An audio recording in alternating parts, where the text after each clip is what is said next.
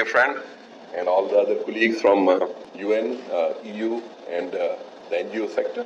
Pakistan in general and KT Police has come a long way in achieving what we call affirmative action in women empowerment. When I joined police force, there were major issues. Honor killings used to be a very major issue, but it's the work of especially the NGO sector and my police forces, especially the women in police force, where they have highlighted these issues, cases have been registered, people have been dealt with very, very firmly. In terms of recruitment of senior police officers, like in ASPs, and now we have many female ASPs in the service, and the reason for that is that we had a quota for them, that 10% of all ASP seats would go to women.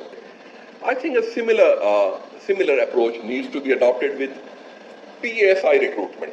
Again, if on a similar platform we can have 10% quota for women police officers into probationary ASIs, that would eventually, over a number of years, increase the number of women at senior position. More women in jobs also puts to rest many problems, like educated women, working women, knows better how to get the support of law against issues like domestic abuse and those kind of things. The women should always know that the law stands behind them.